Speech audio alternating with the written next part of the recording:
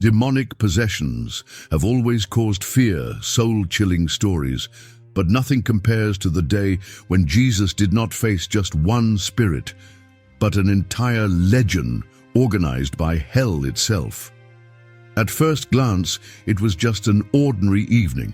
A simple boat, exhausted disciples, the sea seemingly calm, but what lay beyond the waters was a spiritual ambush prepared by the forces of darkness. A territory where death spoke loudly and screams echoed among the tombs. It all began with an almost innocent command: "Let us cross over to the other side." But these words, recorded in Mark 4:35, carried an invisible decree of war.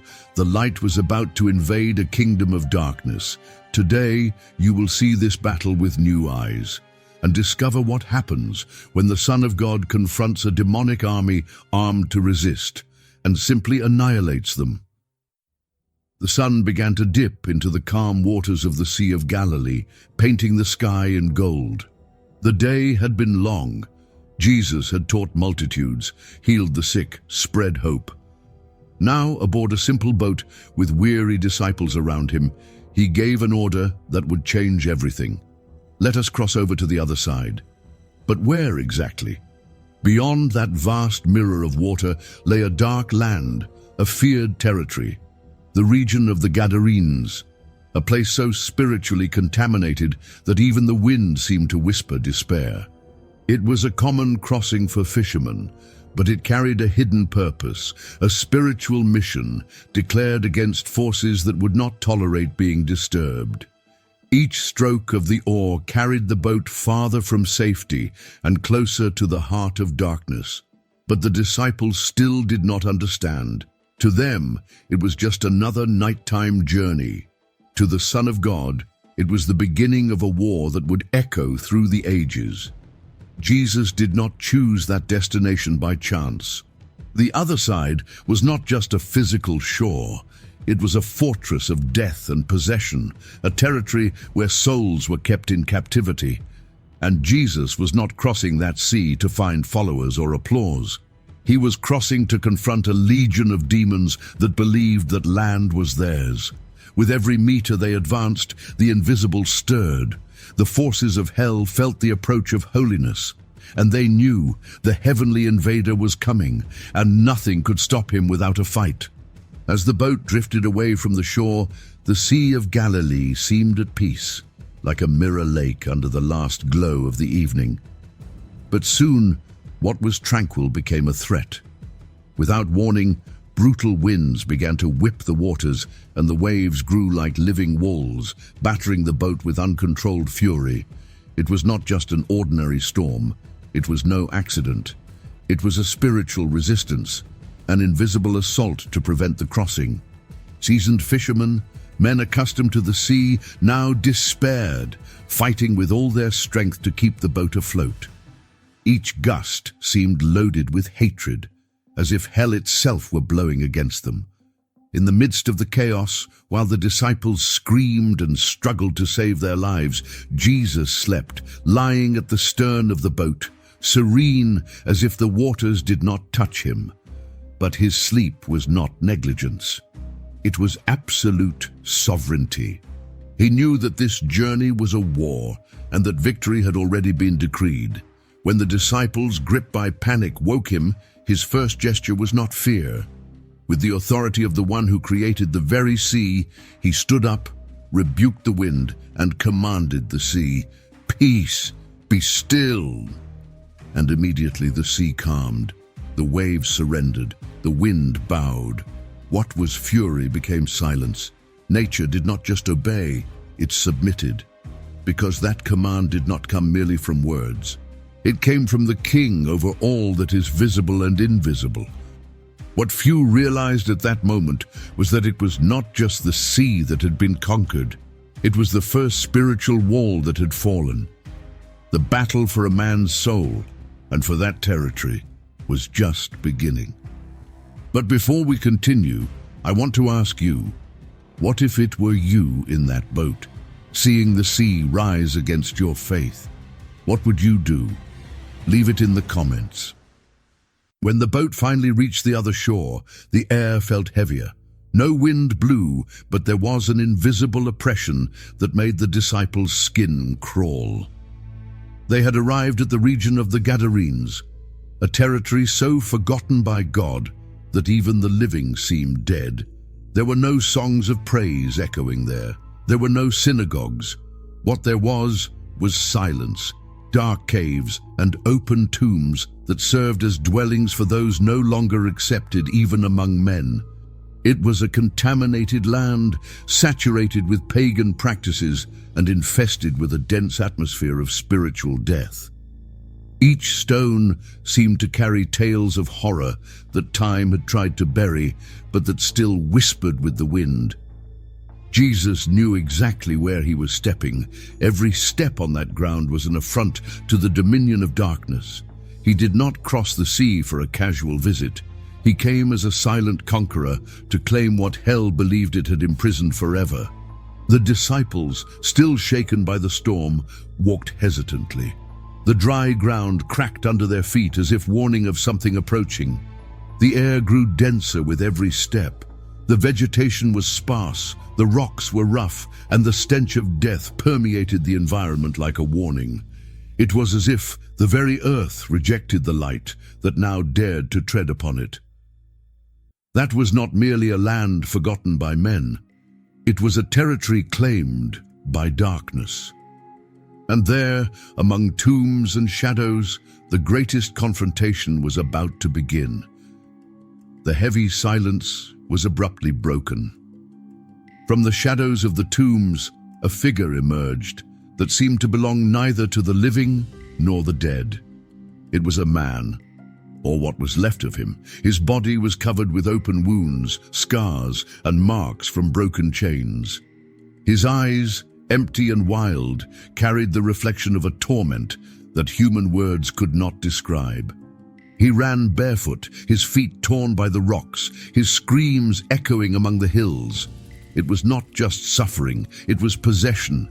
His soul had been crushed by forces that dominated him to the point of nearly erasing his identity. He no longer spoke for himself. It was as if every muscle, every gesture was moved by invisible hands that controlled his body like a puppet. Mark 5 describes it precisely.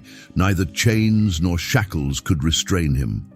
His strength was not natural, it was brutal, a force borrowed from hell that kept him away from everything and everyone. He lived among the dead, literally, because he had already been abandoned by the living. Society had given up on him. Family, friends, the community, all had left him among the caves in an exile of horror. And now this man, possessed by many, ran toward Jesus.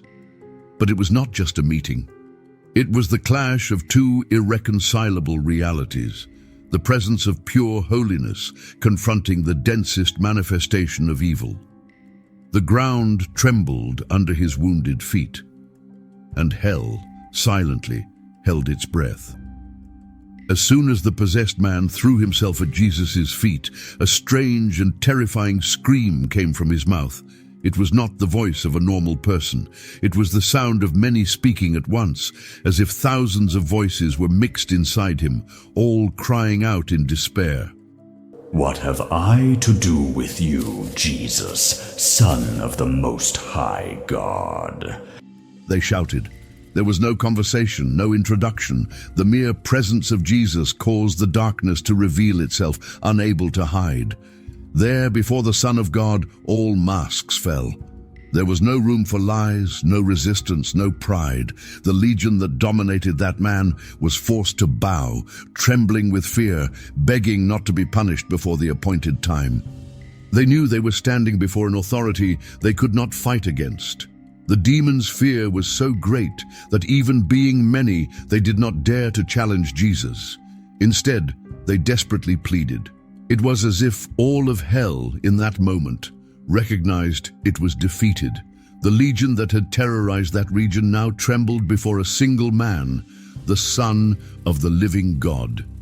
No word from Jesus had yet been spoken. No command had yet been issued. Even so, his mere presence crushed all resistance. Evil, which for so long had seemed invincible, was now exposed, shamed, and powerless. The true king had arrived, and where he steps, darkness cannot remain. Jesus looked at the man, or rather, at what was speaking through him, and asked firmly, "What is your name?" The answer came with a weight that seemed to make even the ground tremble. My name is Legion, for we are many. It was not just one spirit, not just an ordinary possession. It was a multitude of demons, organized, acting as an army within a single destroyed soul. In the Roman world, a legion was made up of thousands of soldiers, trained to wage war with discipline and strength. By using that name, the demons revealed more than just their number. They showed that they operated with structure, strategy, and domination. They were not there by accident. They had installed themselves as a true government of darkness within that man. This confession, forced by Jesus' presence, exposed not only the size of the problem, but also the depth of the captivity in which that man was imprisoned. It was not just emotional suffering. It was not merely human despair. It was absolute spiritual slavery, where even his voice and identity had been erased. Even being many, even being organized, the legion feared. Even being strong, the legion bowed before a single name, Jesus. They knew that no number, no strength, no strategy could resist the authority of the one who holds dominion over all. At that moment, it became clear that the battle would not be balanced. The light was already winning even before the final command was given. Before the authority of Jesus, the legion knew they could not resist. In desperation, the demons pleaded, "Send us into the pigs, that we may enter into them." It was a desperate attempt not to be cast into the abyss. They knew that the presence of the Son of God meant the end of their operation in that man, but they wanted, somehow, to remain in that region, to maintain some sort of influence. The presence of a large number of pigs in that area already said much about the place. For the Jews, raising pigs was forbidden, a symbol of impurity and separation from holiness. That land, spiritually corrupted, had already opened doors for the action of evil, and the demons clung to this in an attempt to survive. Jesus then permitted it, not because he was granting the demons' request, but to publicly expose their destructive nature. As soon as the legion entered the pigs, the entire herd went mad. About 2,000 animals ran wildly, hurling themselves toward a cliff, plunging into the waters and drowning. What they had slowly done to a man now manifested visibly and immediately. The plan of darkness has always been the same: to kill, steal, and destroy. And now, unmasked, evil revealed itself before everyone. That brutal scene was not just an accident, it was a living lesson. Wherever demons enter, death is inevitable. Wherever sin is tolerated, destruction is certain. When the dust settled and the noise ceased, what stood before everyone was a scene that few could explain. That man who had once run among the tombs, screaming like a wild animal and injuring himself with stones, was now sitting, clothed, and in his right mind, at the feet of Jesus. The transformation was so visible, so impressive, that even the residents of the region were paralyzed, gripped by fear. They had become accustomed to seeing that man as a monster, as something beyond repair. Now, before them, stood someone restored, at peace, with the serene gaze of one who had been reached by grace. No chain had been able to restrain that man, but a single word from Jesus was enough to break all invisible bonds. What is most frightening in this scene is that instead of celebrating the miracle, the townspeople felt threatened. The light had arrived, and it exposed not only the deliverance of one man, but also the spiritual condition of that land. Not everyone was ready to deal with the presence of the Holy One. But for that man, A new story had begun. He was no longer a hostage of darkness. Now he was a living witness of the power that transforms even the most lost of hearts. While many in that land were begging Jesus to leave, the man who had been freed did the opposite. He knelt down and pleaded to go with the Master. He did not want to return to the tombs. He did not want to remain in a place that had abandoned him. His heart now beat for one thing alone: to be near the one who had restored his life. But Jesus had another plan for him. Instead of taking him along, he commanded, "Return to your home, to your own people, and tell them all that the Lord has done for you." It was the beginning of a new mission. The one who had once been avoided by all would now be sent out as a preacher. No theological training, no formal education, only a real story marked by the power of transformation. The man obeyed. He traveled throughout the region of the Decapolis, 10 pagan cities, spreading the testimony of what Jesus had done.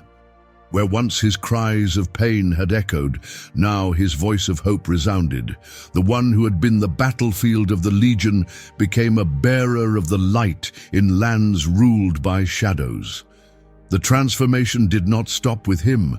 Through his simple words, many other lives would be touched. Now that we understand this story, full of pain, confrontation, and redemption, it is impossible not to ask ourselves, what about us? The story of that man did not remain trapped in the past. It still cries out today, echoing in every soul that feels trapped, forgotten, or lost. Perhaps you too are facing invisible battles, inner prisons that no one can see. Perhaps there are voices trying to silence your true purpose, trying to erase who you were called to be. But the truth is this: if Jesus crossed the sea, faced storms, and defeated an entire legion for a single man, he is also able to do the same for you. It does not matter how many chains have tried to bind you, nor how many times they have tried to bury you in silence. When the light of Christ invades a life, there is no room left for darkness. Today, the same power that freed that man is available. And the question is simple: will you continue among the tombs, or will you run to the feet of Jesus? Remember, there is no darkness so dense that Jesus cannot overcome. Finally, if this story spoke to you, do not let this seed die. Like this video, share it with someone who needs to be reached, and write in the comments, "I choose the light of Christ." Each comment and each share is a way to spread hope amid the darkness. That's all for today, and may God bless you.